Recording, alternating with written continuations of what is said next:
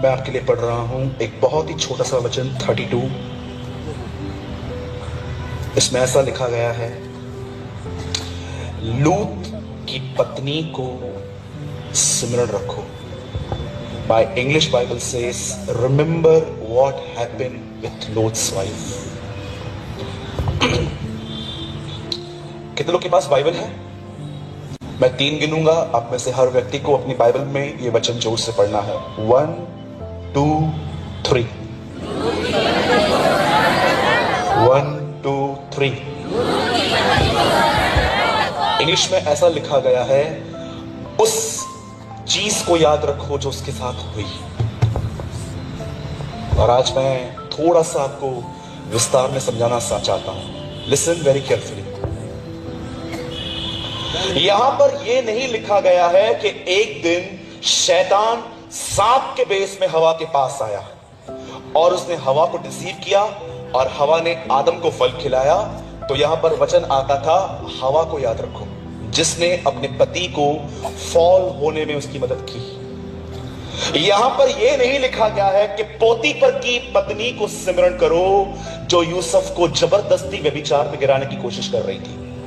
Bible ऐसा बताती है, एक दिन यूसुफ को एक औरत ने देखा, वो मैरिड वुमेन थी, और बाइबल ऐसा बताती है उसने यूसुफ के हाथ को पकड़ा और कहा, चल मेरे साथ, कम ले on me on my bed. और वो कहता है, नो मैं ये नहीं कर सकता। यहां पर ऐसा नहीं लिखा गया है कि पोतीफर की पत्नी को याद करो।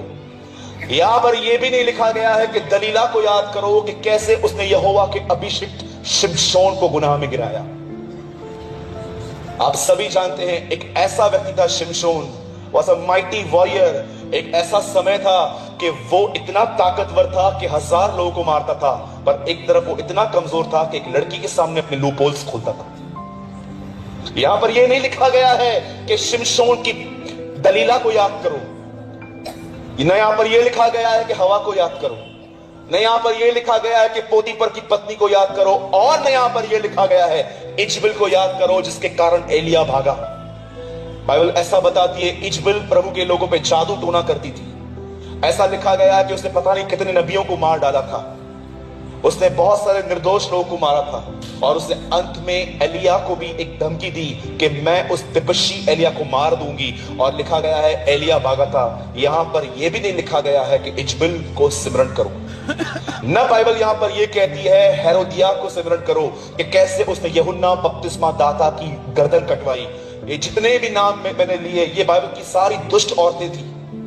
ये एक ऐसी औरतें थी जिन्होंने हमेशा परमेश्वर के राज्य को नुकसान पहुंचाया था। पर क्यों बाइबल इनके विषय में कुछ बात नहीं करती है नए नियम में, पर वो कहती है लूत की पत्नी को याद करो। ऐसा क्या क्राइम था उसका, ऐसा क्या गुनाह था कि परमेश्वर ने, जब यीशु मसीह से पूछा गया, उसके चेलों ने, जब रसूलों ने, जब शागिर्दों ने उससे पूछा कि तेरे दोबारा आने का और जगत का क्या चिन्ह होगा, तो उन चिन्हों में उसने एक बात यह भी कही थी, लूत की पत्नी को सिमरन करो। मैं आज आपको बताना चाहता हूं क्या था इस लेडी में, और मुझे पूर्ण विश्वास नहीं, पर मैंने अपनी आंखों से देखा है जो लूत की पत्नी ने किया वो आज हमारी कलीसियाओं में भी एग्जैक्ट होता है, बिल्कुल। बाइबल ऐसा बताती है, एक समय था जब तेजोमय परमेश्वर इब्राहिम के ऊपर प्रकट हुआ। इब्राहिम उन दिनों में इराक के ऊर देश में रहते थे जो मेसोपोटामिया के पास में आता है। आज भी अगर आप गूगल करके देखें तो इब्राहिम का घर आज भी है, वहां पर मीटिंग चलती है। बाइबल ऐसा बताती है कि इब्राहिम अपने घर से अपने बाप को और सबको छोड़ के निकला, और पहली गलती जो इब्राहिम ने की वो ये थी, परमेश्वर ने उसे बुलाया था, लूत को नहीं बुलाया था, फिर भी वो उसको अपने साथ लेके निकला। इस बात को याद रखिएगा, उद्धार सबके लिए होता है लेकिन बुलाहट सबके लिए नहीं होती। यीशु ने कहा बुलाए हुए बहुत हैं, उद्धार के लिए मैंने हर एक को बुलाया है, लेकिन सेवकाई के लिए चुने हुए काफी कम लोग हैं। In these days, any Tom, Dick and Harry is a preacher. आज के दिनों में बच्चे प्रचार कर रहे हैं जिनको परमेश्वर के वचनों की कोई पहचान भी नहीं है। भजन संहिता की किताब में दाऊद कहता है, ये तो वह मस्सा है या तो वह अभिषेक है जो हारून के ऊपर डाला गया और दाढ़ी से बह निकला। दाढ़ी 18 उम्र के लगभग 18 साल के बाद आती है। Anointing for the mature people. वो मैच्योर लोगों के लिए होती है। आज बहुत सारे लोग जो अपने आप को आराधक कहते हैं, मैं डिस्कर्न कर लेता हूं कई बार, ये आराधक नहीं है, ये सिंगर्स हैं। आराधना करने में बहुत समय लगेगा। आजकल बहुत सारे जो वर्शिपर्स हैं, प्रभु के अनुग्रह से जो हमारे बीच में वर्शिपर भाई बहन आए थे, दोनों टीम्स, मुझे उनकी वर्शिप बहुत अच्छी लगी। पर मैं आपको सच कहता हूं, आज ऐसा नहीं है। आज जब वर्शिप होती है तो जानते क्या होता है? यहां से रेड लाइट्स जलती हैं, यहां से ग्रीन लाइट्स जलती हैं। ऐसा लगता है कि कोई नाच गाना होने वाला है। ये वर्शिप है। आपको लगता है कि संत पौलुस अगर मंच पे आते तो आपको इस तरह बोलते कि इस तरह सजाओ फिर मैं आऊंगा? विधवाएं मर रही हैं, उनके पास खाना खाने के लिए पैसा नहीं है, ऑर्फन्स बेचारे, एक छोटे छोटे बच्चे भीख मांगते हैं और हम शो ऑफ में पैसा बर्बाद करते हैं। कितनी शर्म की बात है। एक लड़के से मैंने पूछा, ये सब क्यों करते हो? तो जानते हो क्या बोलता है? जवानों को खींचने का तरीका है। तो इधर आपको पता है ये सब नौटंकियां कौन करते हैं? Yes, I call all this नौटंकी। जिन लोगों के पास परमेश्वर की सामर्थ नहीं होती है ना, वो लोग होते हैं जो दुनिया को कॉपी करके दुनिया के तरीकों से लोगों को खींचने की कोशिश करते हैं। पर जिनके पास पवित्र आत्मा की सामर्थ होती है ना, उनको करने की कोई जरूरत नहीं खड़ी होती। वो जहां गाते हैं, लोग वहां खुद जमा होते हैं। अब जानते हो बाइबल क्या बताती है? परमेश्वर ने इब्राहिम से कहा, अपने बाप को छोड़, अपने घर को छोड़, यहां से निकल। और परमेश्वर ने उसे एड्रेस तक नहीं दी कि तुझे कहां जाना है। बाइबल बताती है विश्वास ही से वो अपने घर से निकला और वो चलता जा रहा था, चलता जा रहा था, चलता जा रहा था, चलता जा रहा था, चलता जा रहा था, चलता जा रहा था, ठिकाना नहीं मिल रहा था। खुदा की आवाज उस तक नहीं पहुंच पा रही थी। और एक दिन ऐसा हुआ, बाइबल बताती है इब्राहिम और लूत के चरवाहों के बीच में झगड़ा हुआ। और बाइबल ऐसा बताती है जैसे लूत इब्राहिम से अलग हुआ, परमेश्वर की आवाज इब्राहिम तक पहुंची। आपको पता है, मैंने प्रभु से इन दिनों में एक सवाल पूछा, प्रभु आप कैसे इब्राहिम से मिलते थे, याकूब से मिलते थे, कैसे आप पौलुस से मिलते थे? आप आजकल ऐसे एनकाउंटर्स क्यों नहीं करते? आज क्यों लोग जो हैं वो खड़े होकर ये नहीं कह पाते हैं कि परमेश्वर बड़ी सामर्थ के साथ मेरे पास आया? और जानते हो मुझे परमेश्वर ने क्या कहा?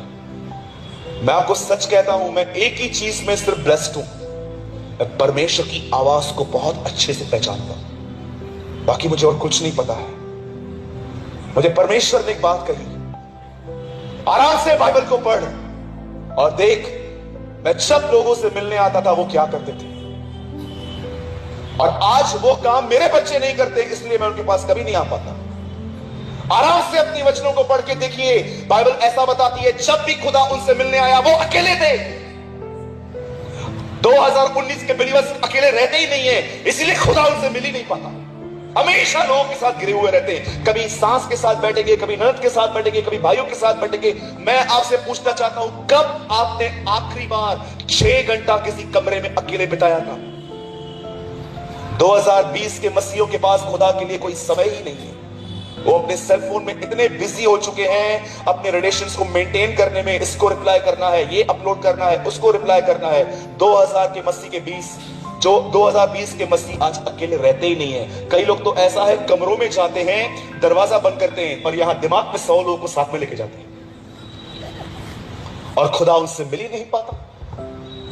बाइबल का इतिहास रहा है। बाइबल ऐसा बताती है याकूब ने अपनी पत्नियों को और अपने बच्चों को आगे भेजा और वो अकेला रह गया और लिखा है यहोवा उससे मिलने आया। मैं आपसे एक सवाल पूछना चाहता हूं, यहां पर जितने भी लोग यहां पर बैठे हुए हैं, बाइबल बताती है मैं कलीसिया को इब्राहिम की आशीष दूंगा।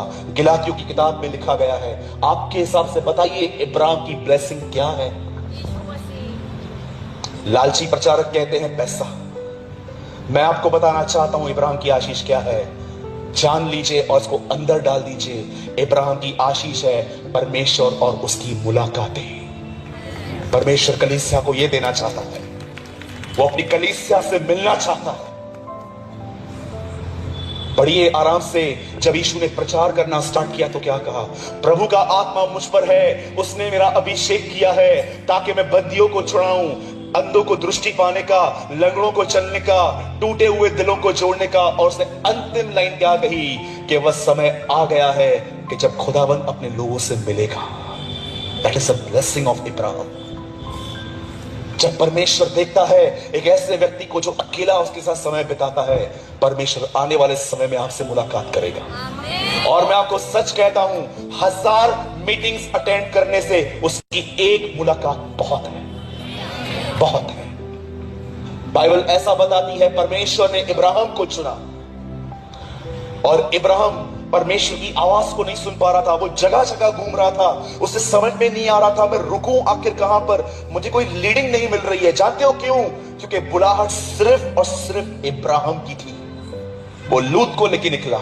आज मैं आपसे पूछना चाहता हूं, अपने मसीह जीवन में कितनी चीजें आप कैरी करके चल रहे हो?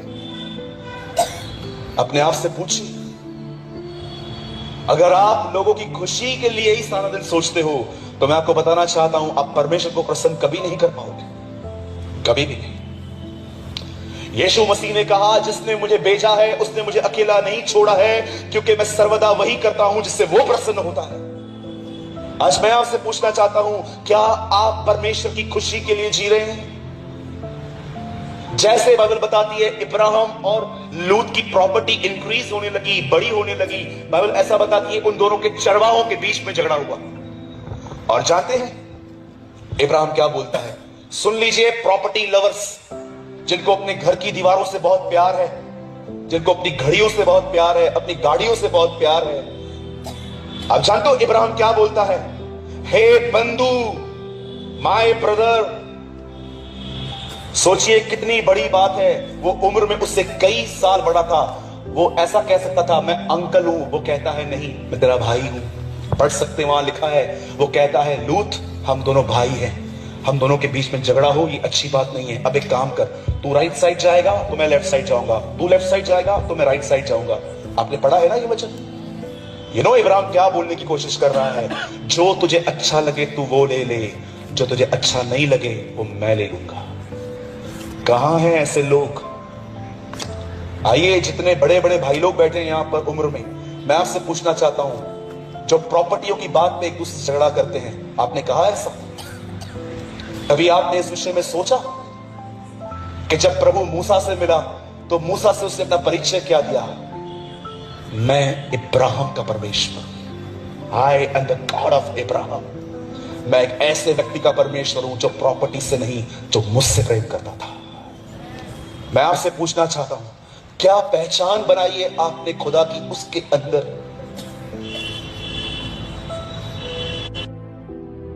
सुन, तू दाएं जाए तो मैं बाएं जाऊंगा, तू बाएं जाए तो मैं दाएं जाऊंगा। इब्राहिम उसको यह कहने की कोशिश कर रहा था, जो अच्छा लगता है ले ले, जो तुझे पसंद ना हो वो मैं ले लूंगा। और बाइबल ऐसा बताती है, एक तरफ बंजर जमीन थी, ने बोला मैं इस तरफ जाऊंगा, जा। लेकिन लूत जानता ही नहीं था उस ग्रीनरी में एक ऐसा शहर था जहां पर लड़कियां लड़कियों के साथ और लड़के लड़कों के साथ में विचार करते थे। गे रिलेशन, लेस्बियन रिलेशनशिप थे वहां। और वो उस नगर में रहने के लिए चला गया और इब्राहिम एक बंजर जमीन में रह गया। और परमेश्वर इब्राहिम से कहते हैं, देख जहां तक तेरी नजर जाती है वहां तक देख, यही वो देश है जो मैं तेरे वंश को दूंगा। और जानते हैं एक दिन क्या हुआ? लूत जिस नगर में गया उस नगर का नाम था सदोम और अमोरा। यह शल की किताब में ऐसा लिखा गया है, जब इजराइल के लोग गुनाह करते थे तो परमेश्वर उन्हें कहता है तू अपनी बहन सदोम की तरह बन गया है। एक समय ऐसा भी था जब परमेश्वर ने इजराइल को यह कहा था कि तू अपनी बहन सदोम और अमोरा की तरह बन गया है, व्यभिचारी। आज मैं आपसे एक बात पूछता हूं, स्पेशली जवान भाइयों और बहनों से, बुरा मत मानिएगा, लेकिन आज अपने जीवन को परखो। मैं आपको एक चौंकाने वाली बात बताना चाहता हूं, यीशु मसीह को स्वर्ग में किसी के अपराध क्षमा करने का हक नहीं है। शौक हो गए ना सुन के? इन वचनों में लिखा गया है, एक आदमी था, वो लकवे का मारा हुआ था, उसे ऊपर से नीचे उतारा गया, जब यीशु मसीह वहां पर खड़ा था, यीशु उसको कहता है, हे मेरे बेटे, तेरे पाप क्षमा हुए, उठ और चल फिर। फरीसी लोग वहां पर खड़े होकर कहते हैं, तू कौन है जो पाप क्षमा करता है? और यीशु कहता है, सुन लो, मनुष्य के पुत्र को पृथ्वी पर पाप क्षमा करने का अधिकार है, स्वर्ग में नहीं। एक आदमी अगर मर गया, वो ऊपर चला गया, उसे खुदा भी माफ नहीं करेगा। जिसको माफी चाहिए उसको इधर ही मिलेगी। नरक में क्या है सबसे बुरी बात? हेल क्यों दर्शाया गया है? क्यों बाइबल नरक को कहती है नरक? आप जानते हो नरक है क्या? नरक के अंदर सबसे बुरी बात आग नहीं है।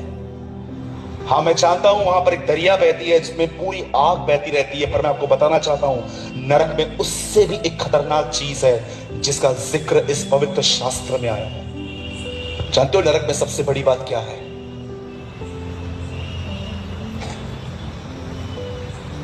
नरक में परमेश्वर की उपस्थिति नहीं है। No presence of God. एक इंसान अगर वहां चला जाए और वो वहां से कितनी भी माफिया मांगे, उसकी कोई पुकार परमेश्वर तक नहीं पहुंचती। इसलिए उसे हेल कहा गया है। यीशु मसीह के बाद अगर मैंने किसी को नरक का प्रचार करते हुए सुना था तो वो बिली ग्राहम को सुना था, जो सबसे अधिक अपने प्रचारकों में नरक का प्रचार करते थे। आजकल नरक का प्रचार होता ही नहीं है। आज हर एक को स्वर्ग जाना है। अच्छा आदमी मरता है तो नीचे लिखा जाता है स्वर्गीय।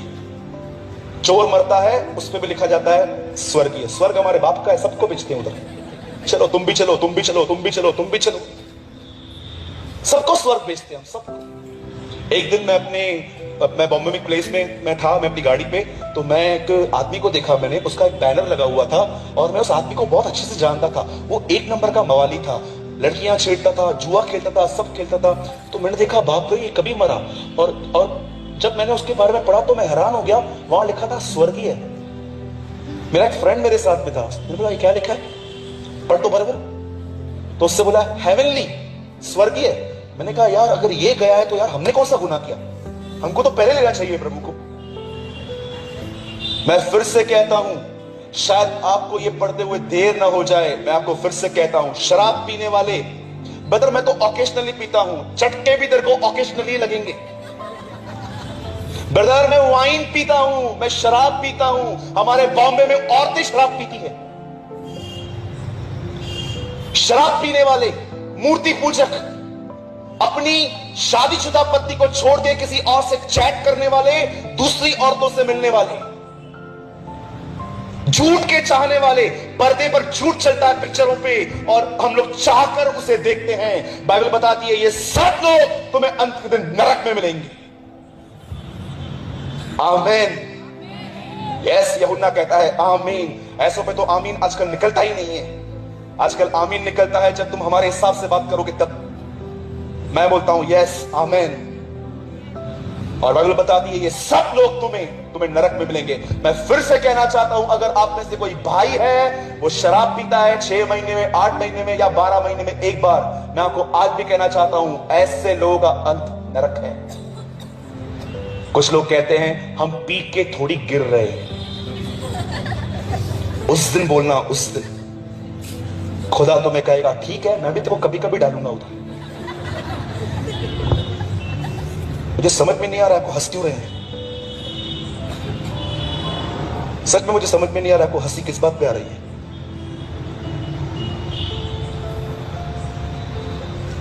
बाइबल ऐसा बताती है वो सदोम और अमोरा में गए।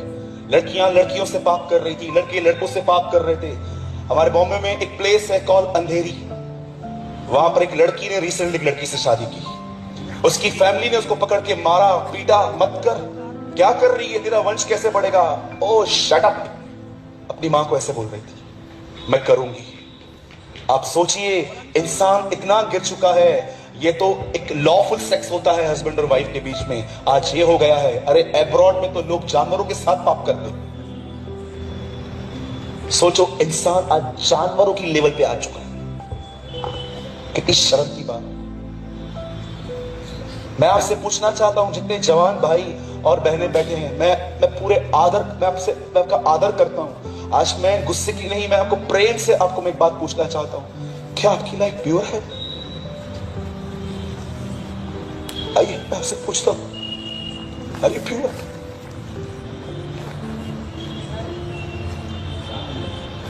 यीशु ने कहा तुम सुन चुके थे व्यभिचार मत करना।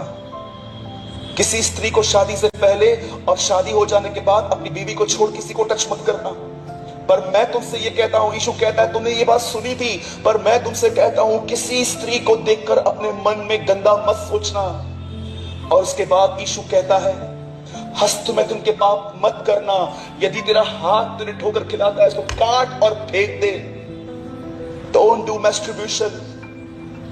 आज परमेश्वर के मंदिर को आज बहुतों ने, अरे भारत में कम से कम 4000 प्रॉफिट्स होने चाहिए थे, हार्डली आजकल कोई दिखता है। जवानों ने शादी से पहले ही व्यभिचार करके अपनी बुलाहट खत्म कर दी है।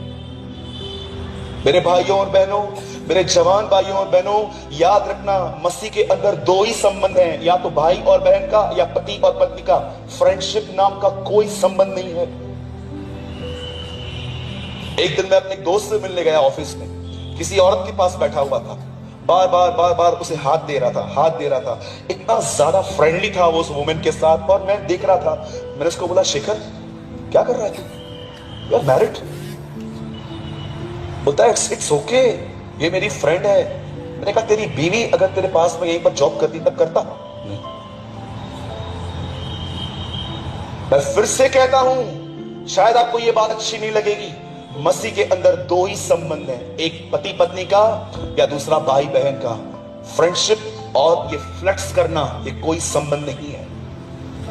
आपको कोई इतना खुलेआम नहीं बताएगा, पर आज मैं बता के जा रहा हूं, शायद आप आज दोस्तों व्यभिचार पे गिरने में 1 मिनट नहीं लगेगा।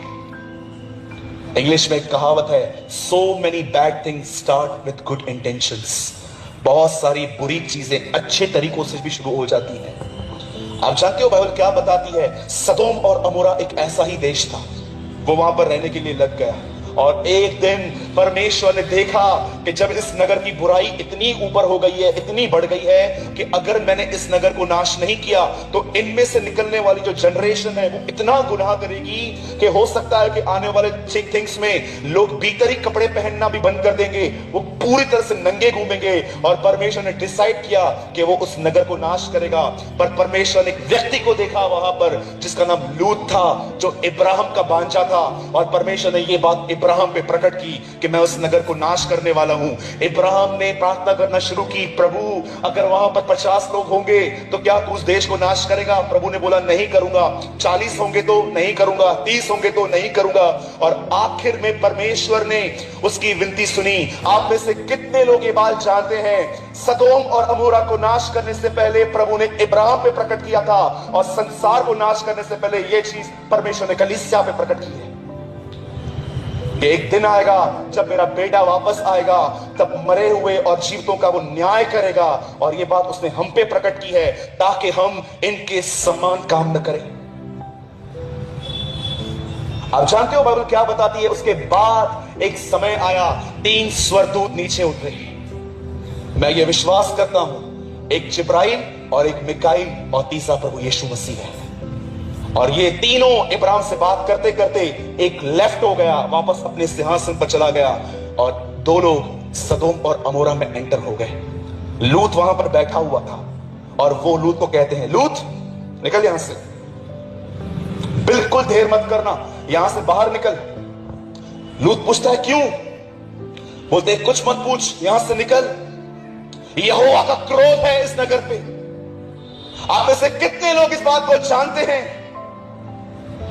यीशु मसीह ने एक व्यक्ति को अंधापन दूर करके उसे कहा इस गांव में प्रवेश मत करना, क्योंकि वो जानता था उस गांव में ऐसे लोग थे जो बगैर पश्चाताप की जिंदगी जी रहे थे। मैं आपको बताना चाहता हूं, यीशु मसीह जानता था कि अगर इस व्यक्ति को वापस गांव में जाना पड़ा, ये आदमी वापस पाप करेगा, वापस अंधा हो जाएगा। यीशु उसको इनडायरेक्ट शब्द में ये कह रहा था, यहां पर मत जा, क्योंकि यहां पर ऐसे लोग रहते हैं जहां पर पश्चाताप नहीं होता।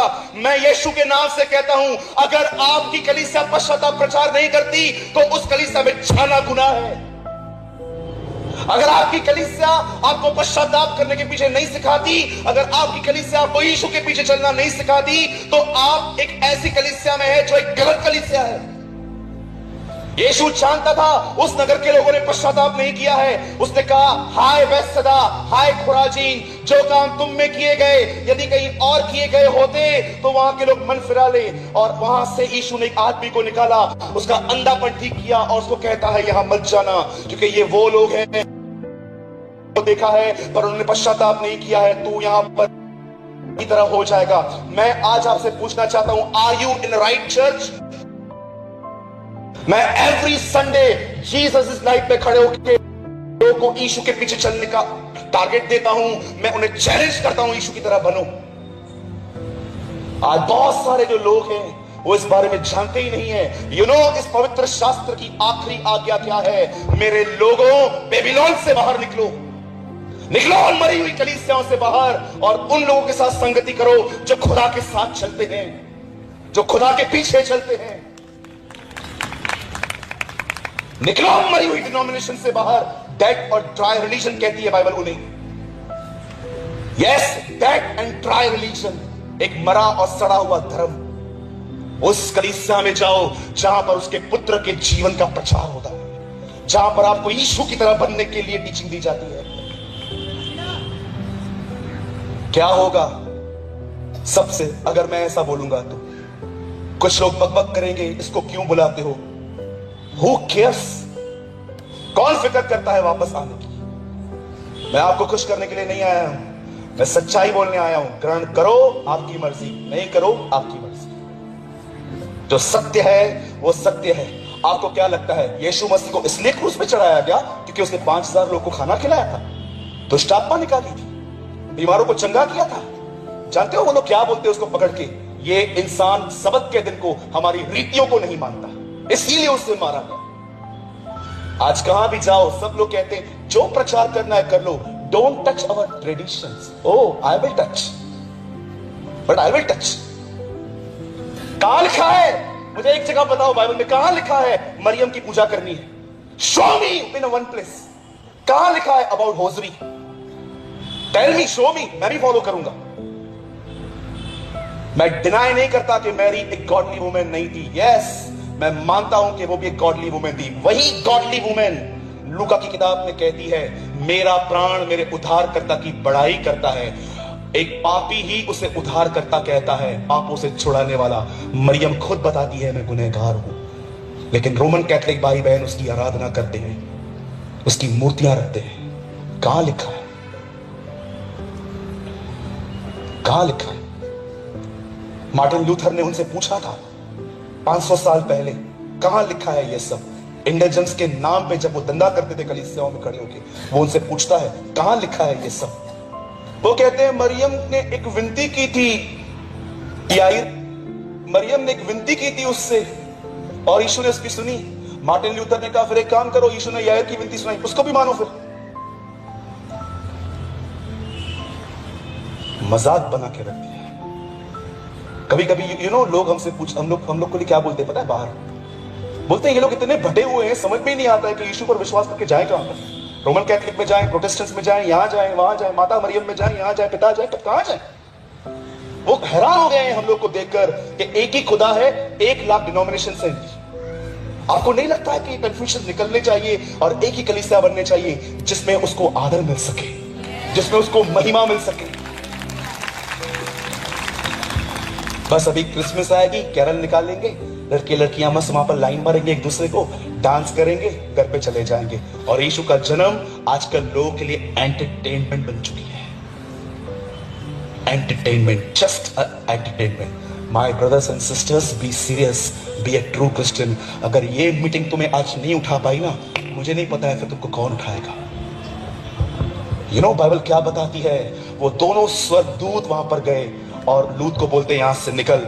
जैसे लूत निकल रहा था, बाइबल ऐसा बताती है उसे आज्ञा मिली पीछे मत देखा, और उसकी पत्नी ने पीछे देखा और बाइबल कहती है वो नमक का खंबा बन गई। क्यों लिखा गया है? याद करो उसको। क्या अर्थ है नमक का खंबा बनने का?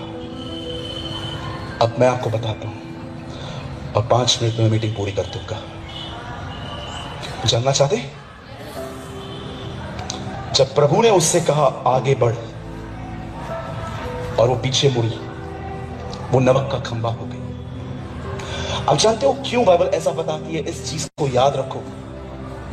जब बाइबल कहती है आगे बढ़ो, इसका मतलब है अपने पुराने स्वभाव को छोड़कर दिन प्रतिदिन अपने सृष्टिकर्ता के स्वभाव में आओ।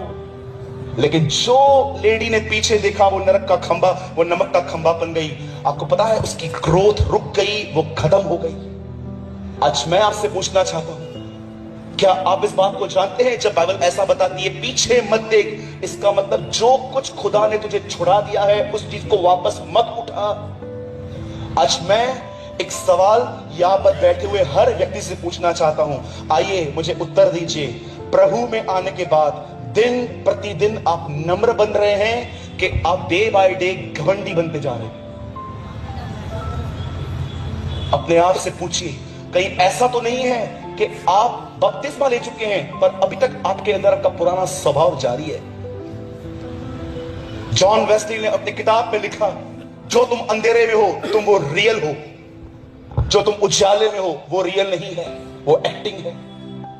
मैं आपसे पूछना चाहता हूं, क्या आप दिन प्रतिदिन अपने सृष्टिकर्ता के स्वभाव में बढ़ रहे हैं? कितने लोग हैं यहां पर?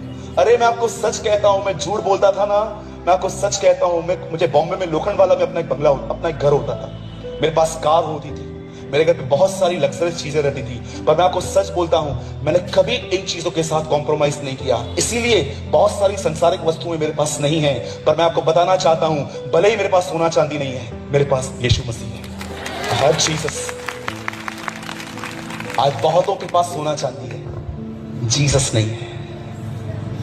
सब कुछ है, मैंने अपने बच्चे के लिए LIC भरी है, मैंने अपने बच्चे के लिए ये किया है, बहुत अच्छी बात है, प्रेज द लॉर्ड। बाइबल भी कहती है फ्यूचर प्लान करो, पर मैं आपसे एक सवाल पूछना चाहता हूं, कहीं ऐसा तो नहीं है कि आपका जो भरोसा है वो पैसों पर है?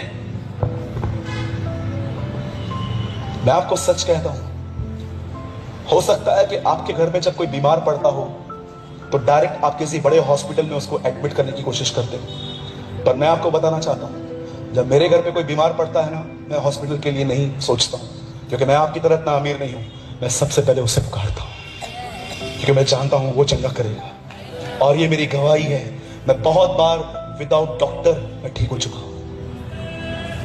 यस, मैं आपसे पूछना चाहता हूं, क्या आप अपने सृष्टिकर्ता के स्वभाव में एवरी डे बढ़ रहे हो? और अगर आप बढ़ना चाहते हो तो आज मैं आपको एक रास्ता बताता हूं। अगर वो करोगे, मैं यीशु के नाम से कहता हूं, आने वाले दिनों में आप डे बाय डे यीशु की तरफ बनते जाओगे। You become like Lord Jesus Christ. और सुनिए, उसके लिए आपको क्या करना है, अब ध्यान दीजिएगा। अब जानते हैं पवित्र आत्मा क्यों दिया गया है? ओ, जब मैं ऐसा कहता हूं पवित्र आत्मा क्यों दिया गया है, तो क्या बताऊं मेरे पास क्या है मेरे अंदर में, मैं खड़ा नहीं रह पाता हूं जब मैं इसके विषय में बात करता हूं। आज से बहुत साल पहले इब्राहिम के बेटे को एक दुल्हन चाहिए थी। इब्राहिम ने अपने नौकर एलियाजर को कहा, जा उस गांव में जा और मेरे बच्चे के लिए एक अच्छी लड़की लेकर आ। इब्राहिम 20 ग्राम के 6 बैंगन लेकर और ऊंट लेकर ढूंढने निकला अपने मालिक के बेटे की पत्नी को। और एक समय ऐसा आया, वो एक गांव में पहुंचा, उसने घुटने टेके और परमेश्वर से कहता है, हे परमेश्वर, मेरे स्वामी के प्रभु, मैं तुझसे प्रार्थना करता हूं, जो भी लड़की हो वो मेरे पास आके खुद कहेगी कि क्या मैं तेरे ऊंटों को पानी पिलाऊं। मैं कभी कभी सोचता था, प्रभु जी, इस आदमी ने ये चिन्ह क्यों रखा? आपको पता है ऊंटों को पानी पिलाना कितना डिफिकल्ट होता है। वो हमारी तरह 1-2 ग्लास बॉटल नहीं, वो इतना पानी एक समय अपने अंदर स्टोर कर देते हैं, क्योंकि वो एक अकेला जानवर है जो रेगिस्तान में सर्वाइव करता है। कई दिनों तक उसे पानी नहीं मिलने पर भी वो चल पाता है। आपको पता है इनडायरेक्टली एलियाजर प्रभु को क्या कह रहा था? वो जो भी लड़की हो वो हार्ड वर्कर हो। नीति वचन में लिखा गया है, मनुष्य की पहचान उसकी नम्र जुबान और कड़क हाथों से होती है। आज हमारे साथ उल्टा है, हमारी जुबान हार्ड है और हाथ सॉफ्ट है। पहले के दिनों में ऐसा नहीं होता था। पहले के दिनों में लोगों के हाथ कड़क होते थे, जुबान सॉफ्ट होती थी। आज लोगों की जुबान कड़क हो गई है, हाथ सॉफ्ट हो गए, सब हाथ में मिलता है उन्हें। मैं आपसे पूछना चाहता हूं, यहां पर कितने लोग हैं अपने घर में अपना काम खुद करते हैं? ऐसा लिखा गया है, मुर्दों में से जी उठने के बाद जब पतरस यीशु की कब्र पे गया तो वहां पर लिखा गया है, हमने क्या देखा? यीशु का अंगोछा लपेटा हुआ पड़ा था। कितनी अजीब बात है ना। समझिए ये कब्र का दरवाजा है, पतरस अंदर आया और पतरस ने देखा यीशु मसीह कहां भी नहीं है, पर उसे एक कपड़ा मिला जो लपेटा हुआ पड़ा था। लिखा है ये कपड़ा यीशु के सर से बंधा हुआ था। लेकिन जैसे यीशु ने कपड़ा उतारा और जब पतरस आता है तो क्या कहता है, मैंने उस कपड़े को लपेटा हुआ देखा। कितनी बड़ी बात है ना। मुर्दों में से जिंदा होने के बाद भी उसे पता था मुझे अपना काम खुद करना है। What a God of discipline। आज हम लोग कभी कभी घर में आते हैं, जूते नहाते हैं, वो सब वहीं पर पड़ा रहता है। क्यों? मेरी पत्नी करेगी। क्यों? वो तुम्हारी नौकर है। तुम्हारे हाथ में क्या मेहंदी लगी हुई है? तो मतलब तू क्या कहना चाहता है, सब मैं करूं? किया तो फिर क्या हुआ? बहुत सारे भाई लोग हैं ना, ऐसा समझते हैं घर पे लड़की नहीं नौकरानी लेकर आए हैं। जैसे एक दिन उनका काम करके दिखाओ, पता चलेगा आपको। आप जानते हो एलियाजर ने उससे क्या मांगा? मुझे एक ऐसी लड़की देना मेरे मालिक के बेटे के लिए जो मेरे ऊंटों को पानी पिलाए। और बाइबल ऐसा बताती है, दोपहर का समय था, रिबेका अपनी सहेलियों के साथ वहां पर आई थी। मैं ये विश्वास करता हूं वहां पर एक स्वर्गदूत खड़ा था जो दिखाई नहीं दे रहा था, क्योंकि बाइबल बताती है 90% प्रभु की इच्छा वही पूरी करते हैं, इंसान तो खाली 10% पूरी करता है। मैं ये बिलीव करता हूं जब सब लड़कियां वहां पर आ रही थी, वहां पर एक स्वर्गदूत खड़ा था, उसने हर एक को रोक दिया, सिर्फ रिबेका आ गया। बाइबल क्या बताती है, वो लड़कियां आ रही थी पर कुएं तक सिर्फ रिबेका पहुंची। और जैसे रिबेका वहां पहुंची, वो एलियाजर को कहती है, हे मेरे प्रभु, क्या मैं तेरे ऊंटों को पानी पिलाऊं? बोलता है, वो हैरान हो गया। उसने उसको बैंगल डाले उसके हाथ में, पर वो कहती है, रुक, पहले तुझे मेरे पिताजी से बात करनी पड़ेगी। वो आज की जनरेशन की तरह नहीं थी, सब कुछ करने के बाद माँ बाप को बताएगी। She is a girl of customs. वो जानती थी कुछ रिवाज हैं जिसमें बड़े लोग बीच में बात करते हैं। और वहां से लड़की लेकर एलियाजर उस ऊंट पे, जिस ऊंट को उसने पानी पिलाया था, उन ऊंटों पे वो उसको लेके जा रहा था अपने स्वामी के घर में। आप में से कितने लोग इस बात को जानते हैं, जैसे इब्राहिम को अपने बेटे के लिए एक दुल्हन चाहिए थी, इसलिए उसने एलियाजर को भेजा, वैसे ही परमेश्वर को अपने बेटे के लिए दुल्हन चाहिए, इसीलिए उसने पवित्र आत्मा कलीसिया पे भेजा है। मैं आपको बताना चाहता हूं, यदि आप में से कोई भी ऐसा व्यक्ति है जो अपने सृष्टिकर्ता के स्वभाव में चलना चाहता है, धीम, नम्र, pure, gentle, Holi, blameless, long suffering, जो पवित्र आत्मा से परिपूर्ण होके, मैं आपको बताना चाहता हूं एक ही रास्ता है अपने परमेश्वर के स्वभाव में चलने का। मैं आपको बताना चाहता हूं एक ही रास्ता है, पवित्र आत्मा से परिपूर्ण हो जाओ। वो पवित्र आत्मा ही है जो आपके जीवन को बदल सकता है।